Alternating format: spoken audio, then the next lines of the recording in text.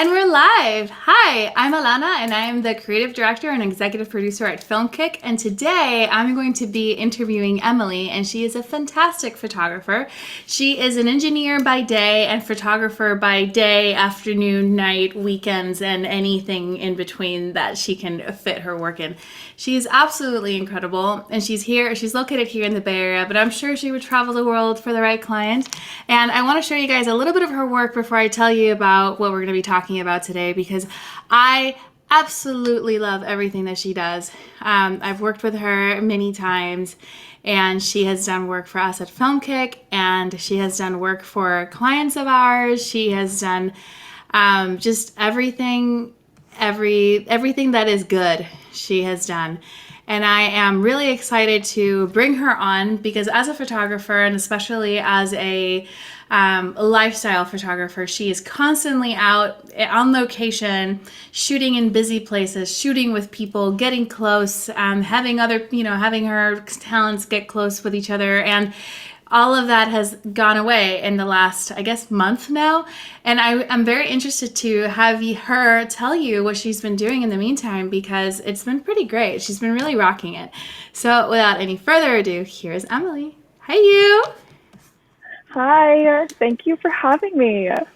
So excited. Yay, I'm so excited too. It is my pleasure to have you. So, Emily, why don't you tell them a little bit more about what kind of photographer you are, what kind of work you do? Yeah, so I like to call myself a brand photographer for busy boss ladies. So if you're a solopreneur or you run your own small business, you're maybe a copywriter, a social media manager, a photographer, doctor, lawyer, any kind of small business hustle, I am the girl for you. I like to work with clients from the beginning of the photo process to the end. So we spend a lot of time planning together, all in prep for your shoot day. Man, that's awesome. Okay, so then you work with amazing boss ladies all over. I have seen your work and it's just absolutely super cool.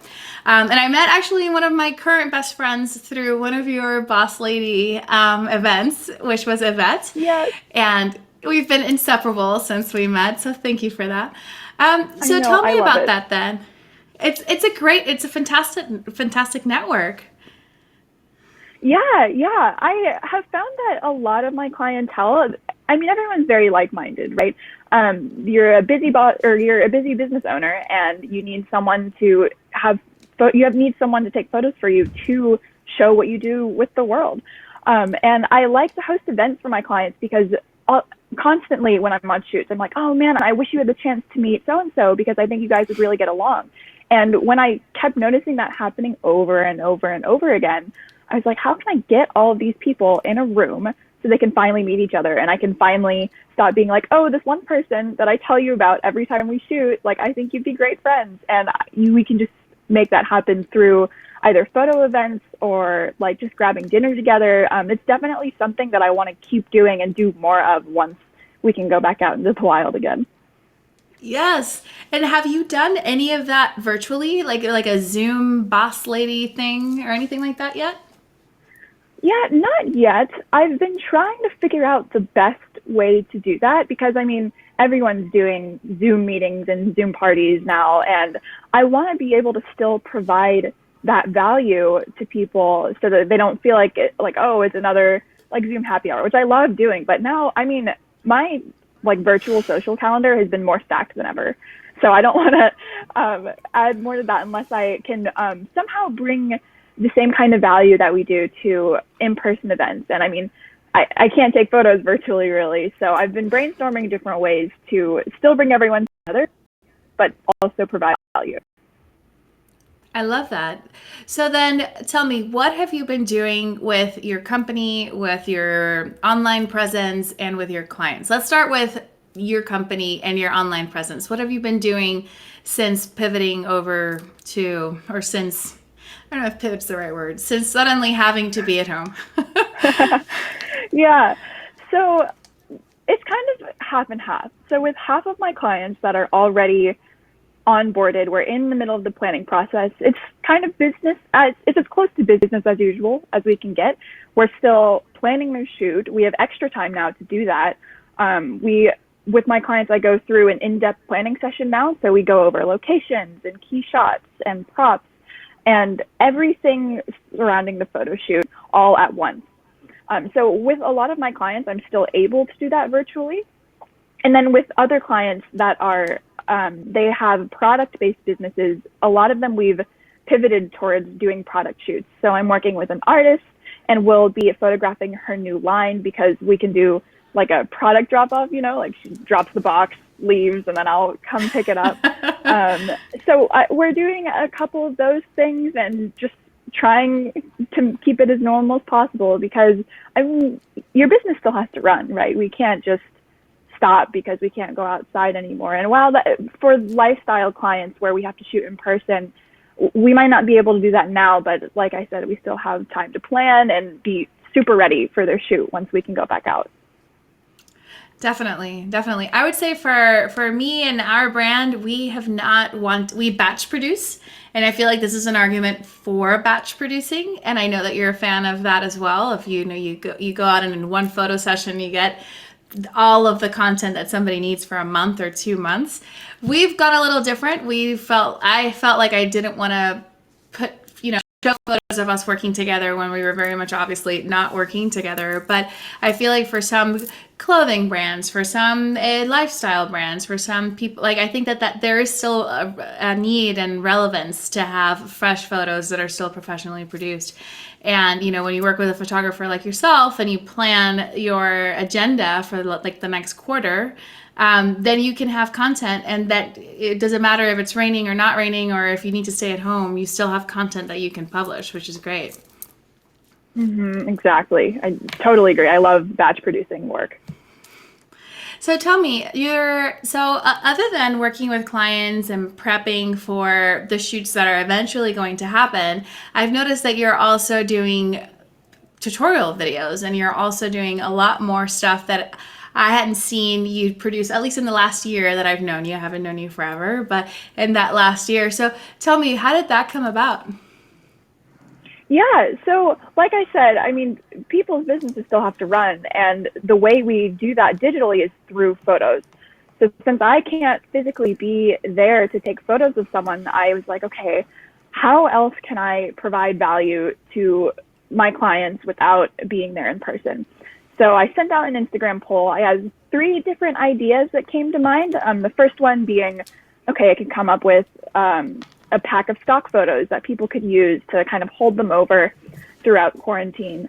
Another one was doing brand photo audits, which is us going through people's websites, Instagrams, and talking about your image strategy, what you're doing right, what you could be doing better, things like that. And the last idea was an indoor lighting tutorial.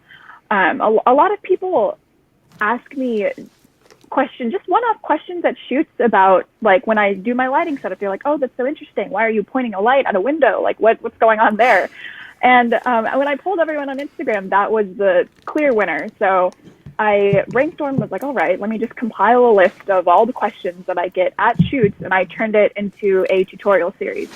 And so far, everyone seems to really love it. Like, a lot of people that I hadn't been following before have found it through that extended network, and people are asking me questions, and they're still able to create photos of themselves, of their products, and still be able to put themselves out there while we're all inside.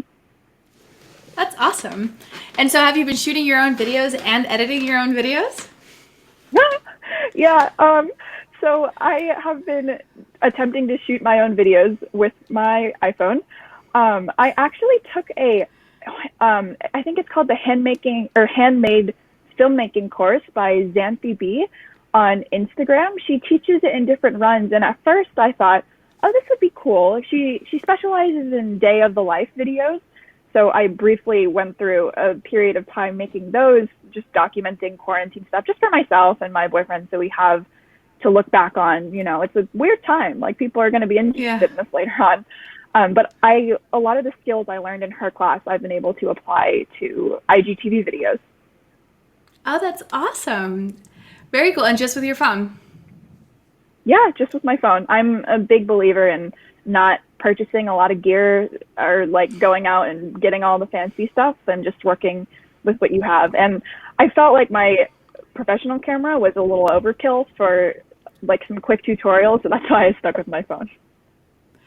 I mean, I think that it's funny that you say that because I am used to having a lot more gear than what I normally have, and the lockdown has forced me to go back to honestly less than basics. It's kind of forced me to use webcams and tell people to, point the camera more up or down or whatever. And it has really been a refresher on how important content is, not necessarily the quality. You can have an excellently shot thing, but if what you're saying is meaningless or it's not relevant or it's not really what people want to hear, then it doesn't really matter. So it's been kind of fun to have to be forced to take away quality from the equation so that you can really just focus on building a good message, building content of value. So I've enjoyed that. Yeah, definitely. Me too. Very DIY times we're in. Yeah. And it just levels the playing field. Everybody or most people that are online have a camera on their laptops or on their computers. So they're able to, anybody can shoot a video that has a camera on their phone or on their computer. Mm-hmm. So it makes it really exciting to be able to see what different people are doing and putting out there. So, all right. So then you are building your brand online. You're basically, I mean, for me, you were always a thought leader for sure. I always knew that you were amazing. Yes. But I feel like that this new content has really strengthened that perception of you for me, where I feel like, oh, wow, she really knows what she's talking about. She really understands light. She really understands what she's doing. And I feel like, at least from an outsider's perspective, it's been in a way valuable that you're not out shooting. You're actually having to stay indoors and then work on your business from a different viewpoint. So I congratulate you for doing that. Anything else that you've been doing for your brand, maybe working on your website, or I don't know, what else has been keeping you busy? Thanks. Yeah, I've been working on my website here and there. I just launched an email list, just another way to stay connected with everyone, because I have a very lax social life. Most of my time spent outside of my day job is going on shoots, just because I love meeting new people and I love my clients. Like everyone, you're amazing. Everyone's amazing. And I really miss getting to hang out with everyone and learning about their business and what they're up to. So the email list has been a good way to stay connected with everyone. And like when I'm on shoots, I love businessy kind of things. And I'm always sharing like little tidbits when someone's like, oh, I've been struggling with this one thing. And I'm like, oh, well, I came across this blog post or this podcast that I think you'd really like. So the email list has been a really good way to keep up that like little connection that I have on shoots, but virtually. I like that. And have you been repurposing your email content for your blog? Is that what you've been doing? Vice versa. So I have been trying to publish blog posts about once a week, just with like some topics that I've had in the back of my mind for a while. So each IGTV lighting video that I've published comes with an accompanying blog post with a little bit more info, links out to some equipment and gear that people can get. And I take those and then put them in the email list because, I mean, I don't expect people to check my blog regularly. Like, do people still do that? I feel like they don't. So I put them in an email list and hope that someone that needs it can see it. Yeah, I don't. But it's funny because we have transcriptions for all of our videos. And then I started just putting the transcription under in the description of the video as a blog post on the website. And our traffic has gone up. So somebody, I guess, is still reading them, But yeah, I guess for some people, those days are over, and for others, it's not, or maybe the SEO of the website. I don't know. That's not my field. I just thought that some people might not want to watch a video. They might want to read it. And on LinkedIn, that definitely works. So just, you can watch the video or read it here. And some people just prefer to read it, especially like they want to gauge if the content is any good before they invest any time on the on the video. So Yeah, that's a good point. I really like when people pull out important bits of videos and they're like, oh, jump to this time for this content, this time for this content. I'm a big fan of that. me too, especially for long form videos such as this one. Yeah, definitely. So Emily, all right, you have been working on. So let's say now that let's say you had a shoot and you have to cancel it because everybody's staying at home. How are you planning your shoots differently? Are you now thinking like, wow, we have all this time? Are you now going about the shoot a little differently, or is it just the same? Yeah, there are a couple of nuanced differences that we've had to consider. So actually, in a recent planning session, I'm working with a health and wellness, just overall well-being coach, and she has an ebook of recipes that you can do that are healthy, easy to make, stuff like that. And we were thinking like, oh, what if we do a shoot in a grocery store? Like I've done that before. It was really easy. We just go in, a couple shots in an aisle. She was like, wait a minute. Is that going to be insensitive if we're in a grocery store taking pictures? And then I had to reel it back and was like, you're definitely right.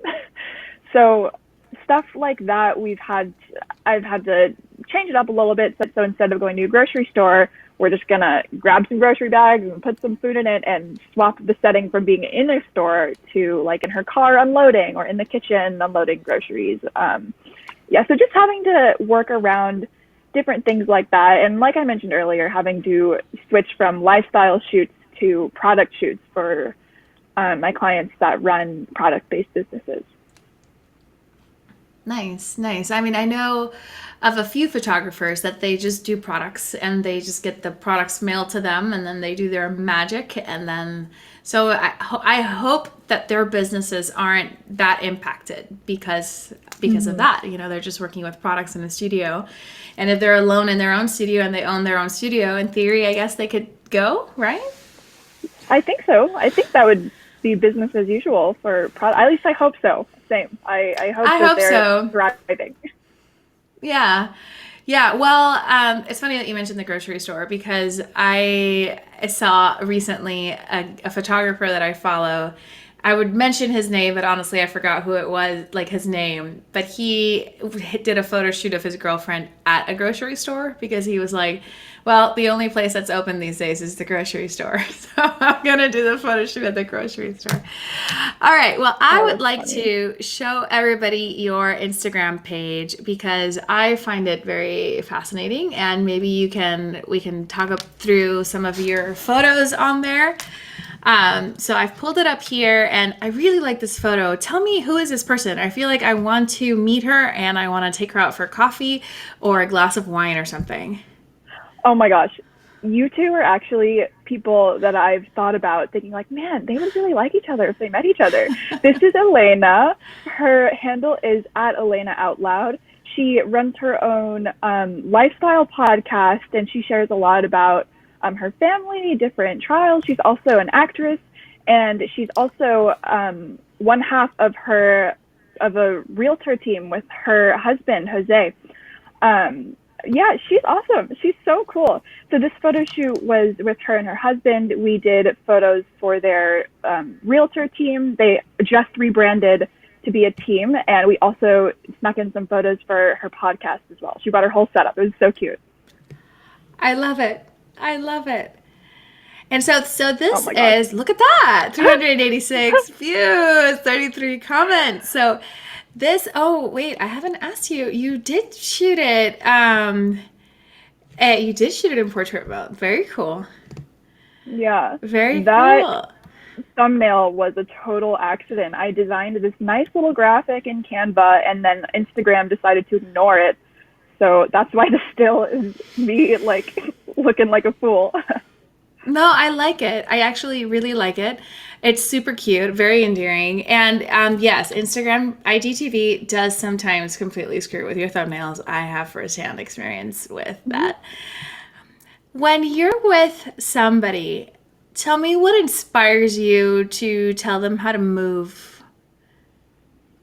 Does that question make sense? So, yeah. Like kind of like how do I pose them? How do we get the shots that we do? I'm I don't consider myself like stand there, move your arm this way, look at me, no, look over there kind of person. I like to direct people through actions because it's already so incredibly unnatural to be in front of a camera and to pose for photos that I don't want to add to the stress of that by telling you exactly where to put your hand or where to move your feet because then, oh, there's you. Because then people just get really nervous. So I think for this one, I just told you two to sit down, like have a conversation, and I'm going to move around kind of like a fly on the wall. And that's kind of how I like to run a lot of my shoots is just you do something, I'm going to run around and keep talking to you and take photos while we're doing it. And of the 100 that I took of this one area, one of them is going to be good. Yes, yes. I really like that about working with you. And we have a lot of photographers on our team and we work with a bunch of different people. And I like to think about pairing the right photographer to the right client because some people respond better to being told exactly what to do. And some people Definitely. pose really well. And some people they run the shoot. Other people like me, no, I cannot run the shoot. It needs to be completely like, I can't, I need to forget the camera's there. This is so great. Do you have any locations that you miss shooting in right now? Oh, yeah. I love shooting in downtown San Jose. I love shooting in that middle picture right there with the egg chair at Creative Space Studios. You were there. One thing that really, really hurts my soul is all of the college grads that are not going to be able to walk during graduation. I love, love, love working with college grads. It's how I started in photography. And it makes me really sad that we aren't going to be able to do photos like this.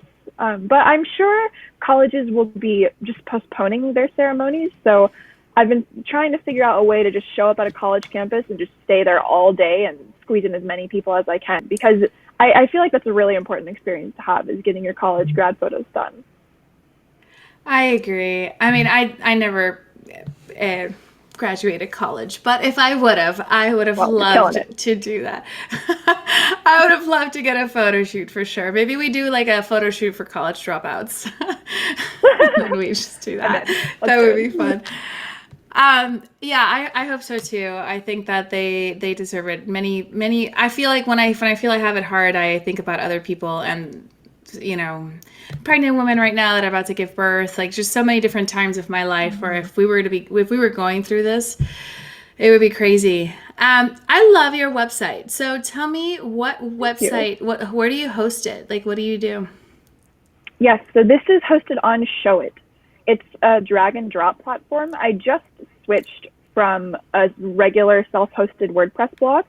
So you can still hook up a WordPress blog to Show It. But what I like about Show It is that you get complete control over both the desktop and the mobile design. Yeah, I have a background in web design as well. So when I'm not able to change something really quickly, it's really frustrating for me. And Show It is great for that. That's awesome. I really love it. And obviously photos don't hurt.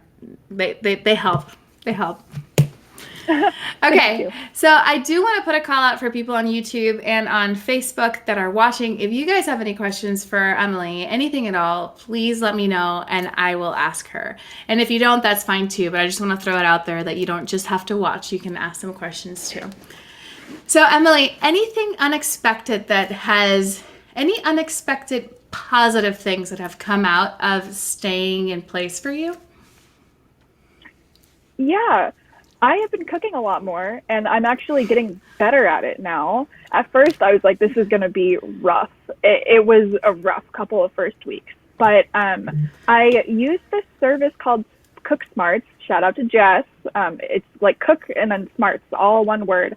And it's basically a subscription for recipes. And what I love about it is if you can search on the website. If you find a recipe you like, then you can open up that week.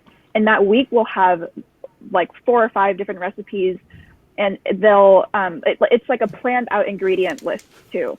This is my like productivity hack is if you go on this website and pick out like 4 different weeks, you can then compile a grocery list and it's very efficient. I'm all about like little efficiencies here and there, extremely efficient. So that's a positive thing. And I don't know if you're familiar with the game Animal Crossing. It's all over the I internet am right now. familiar with that game. My 12-year-old plays it a lot. I also play it a lot. And I've actually had a lot of like Zoom calls and FaceTimes and Hangouts where we just like hop on and we play Animal Crossing together. So that's like a kind of cute way to stay connected. It's almost like being in the same room, you know. So that's been a fun way to stay connected. And on top of that, just people and content creators in general have been so creative with how they're producing content. Like you doing these lives, and the people are doing workouts at all times of the day, and like chefs and like artisans that I follow are doing tutorials all the time. So I feel like I've learned so much in quarantine because so many people have been producing new educational content. There's just so much out there that I have a huge like queue of things I need to go through. I agree. Every time I go on Instagram, every time, and it's more than twice a day that I open up Instagram, there's somebody live, and it's so cool. Yeah. I mean, I don't watch all of them. I would say my one complaint is that I can't like minimize it and then do something else while that's playing in the background. That's why I'm more of a YouTube consumer, because I can just let that go and then I can work or I can do something else and I can listen to the conversation. But I really like it, and I agree. I feel like I hope that like a lot of singers that I had followed because I saw them once playing at, downtown somewhere, and now all of their gigs got canceled, which sucks, but then they are now doing that. They're like, well, this would have been my set tonight had I been at, this place. And I love it, and I really hope that they continue to do that and also get the gigs, because of course they're not getting paid for doing it on Instagram. But I really think that it has been such an equalizer in that way, and it's been like so many great bands and singers and everybody have just like opened up and have just put out their own content. Actors, it's been great. Yeah, I totally agree. So what advice would you give a photographer that is going through this period right now? Wow. Just keep talking to your people. Like, just because you can't be with them, they want to hear from you. You have knowledge to offer to people now. And for every photographer, that might be different. Like, I've seen some people post posing guides, like how to pose yourself, because we're not there to direct you, or like how to take your own product photos, or how to edit. That's next up on my list, is a little editing tutorial. Just stay connected to your people. And even if you don't have to be in the mindset to be creating things, right? You have to allow yourself time to just be and not constantly be producing content. I feel like that's kind of been a theme, is everyone's like, oh, use this downtime to create content. And you don't have to. If you do, that's your jam, you can do it. Like, that's the only thing keeping me sane and not like totally stressing out about everything. But even if it's just reaching out to a client, being like, hey, do you want to like grab coffee over Zoom? Or I think just staying connected to your people is the biggest thing. I love that. Okay, well then I ask you, as a fellow business owner, what advice do you give a fellow business owner? Like, and I'm talking actually sales. We're all going to need to make a lot of money at the end of this. So how are you planning your sales strategy during this time? Yeah, the biggest thing is, at least for me, is to remember to sell from a place of service. You're serving people. You're not like selling things. People need what you have to offer. They needed it before. They might not be able to get it now, but they're going to need it after. So just remember, you're here to serve people and not to sell people. I feel like when this all first started, I was like, I don't want to push photo shoots on people. Like, I don't want to do that. That feels wrong. But now I'm seeing everyone's Instagram feeds. Like, I see these people reusing photos. I see you like signing up for these stock websites. I've seen the same picture like 10 times. So it just reminds me that people need what I have to sell, and that's okay. And as long as you're selling from the heart, one of my mentors, Paige Ray Creative, she actually just released a micro course. It's called Heart-Centered Sales, and I really, really, really resonate with the name of that. It's like, just come from a place of like, what's the noun for genuine? Just like be authentic. Genuine. Like, authentic? Yes, a place of authenticity, or like, don't sell it just for the sake of selling. Like, sell it because you know someone needs it, and just connecting with people and finding out their needs, and maybe tweaking your offers or stuff like that. Just be genuine. I don't know. That's awesome. That's really cool. So what has changed for you, and what do you think after the quarantine? What habits, what changes in you are you keeping with you after this ends? Hopefully I'll keep cooking. That would be a nice thing, But one thing that I really loved is I feel like I'm talking to people even more than I did. Like, everyone has been forced to slow down, whether you want to or not. Like, you've been forced to. And I think because of that, people are reconnecting. And I mean, people are outside more because they're tired of being in their house. So I want to keep up with talking to people regularly. Like, a lot of the times I feel like it's easy to be like, oh, I'll text them when I have time to, and like put it on the back burner. But at the end of the day, like, I think quarantine has showed us that all we have are connections with people. So I definitely want to keep regularly keeping up with friends that I maybe haven't talked to in a while, or just connecting more often. I like that. That's so cool.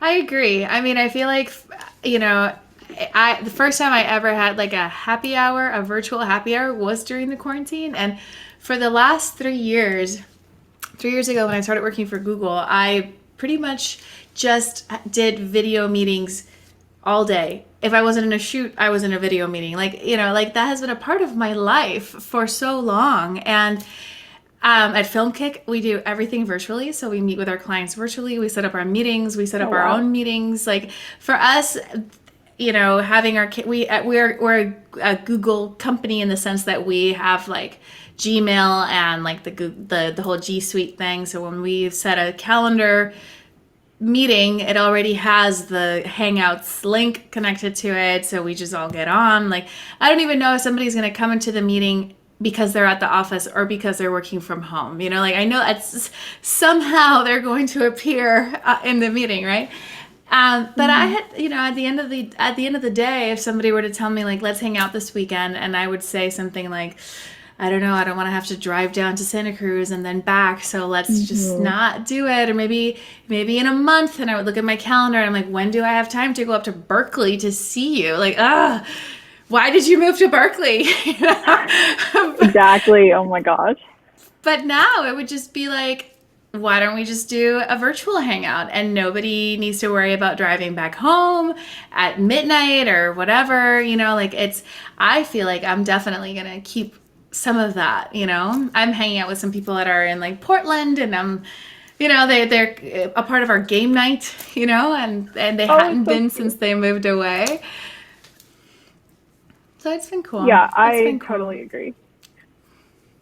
All right, so we have been live for 34 minutes. I could obviously talk to you forever, but I think it's time to end. Do you have anything else that you want to say or add before we finish? No, I think that was everything. Thanks for having me. I love doing this with you. This is so cool. Yay, me too. This is good. This is one of the things that I'm going to keep after the quarantine. Probably not every day, because it's a lot of work. But definitely at least weekly, because it's just been great for me personally, and it has kept it makes me have to put on makeup. Which, normally, I mean, I don't have to put on makeup. I choose to put on makeup because I want to. You see, you don't have to, but I chose to do it. So thank you for being my reason today to put on makeup. You too. All right, well, then I'm going to take it back to me, and I want to thank our viewers. We had some pretty faithful viewers, and We have my mom joining on Facebook. Hi, Mom, all the way from Florida. I just had a really great conversation with Emily, and I have to say that times are tough right now, and I get it. But it is under pressure that you make diamonds or something, right? Like there's so many sayings about what happens when people are put in a situation of adversity. And I know that some people have it worse than others, and I just think that it's up to the people that can still move to move, because we are a connected being in a way, and if the ones that can need to continue moving, we cannot stop, because some of us can't move. Like, some of us cannot move the economy forward, some of us cannot do things like this. And I feel like if you have the tools at your disposal to do something about making somebody laugh, making somebody smile, selling a service that people need, buying a service that other people are selling that you need. I mean, if you are in a position where you can do that, I strongly urge you to do it, because the world has not stopped. The world is still moving. The sun still comes out. The moon still comes out every day. The birds are still doing it outside my window. I mean, the world has not stopped, so we can't either. And I know that sometimes it's very paralyzing when we watch the media and we watch the news and we read things and we're just like, what's the point? But you know what? What is the point? Exactly. So just fucking do it. So anyway, thank you. Thank you for listening. And I'm sorry for the people that joined late, but we're going to be here again tomorrow, because guess what? I'm not going anywhere. So you guys have a fantastic night. Bye.